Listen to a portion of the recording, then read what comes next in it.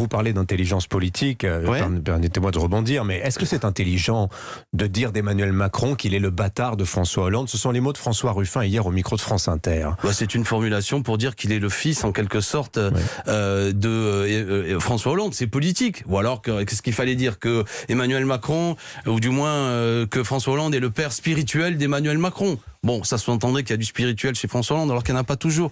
Mais tout ça, c'est une formule choc. C'est pas, je veux dire, François Ruffin, il a le verbe haut. C'est quoi le problème que vous voyez là-dedans? C'est quand même vrai que c'est François Hollande qui a mis le pied à l'étrier d'Emmanuel Macron. C'est quand même vrai que sans François Hollande, Emmanuel Macron n'existerait pas. Cet homme a quand même été secrétaire général adjoint de l'Élysée sous François Hollande. Il était un des éléments de la politique de François Hollande. Puis il a été nommé ministre par François Hollande. Et manque de chance pour François Hollande, il l'a trahi par la suite. C'est leur affaire. Je veux dire, il y a un lien entre les deux. C'est pas deux mondes différents. Voilà, c'est la continuité du gouvernement de François Hollande. C'est ce qui amène d'ailleurs toutes les discussions qu'on voit au sein du Parti socialiste, c'est que des gens, et je les comprends, disent nous on veut mettre tout ça à distance désormais. Nouvelle époque, nouveau programme. On discute, et on discute sérieusement parce que tout ça c'est de la tambouille. Ce qui intéresse, c'est que dans ce pays, il y a des gens qui ont basculé sous le seuil de pauvreté, c'est qu'il y a des gens qui n'arrivent pas à boucler la totalité de leur trimestre pour partir à la retraite. C'est eux qui m'intéressent.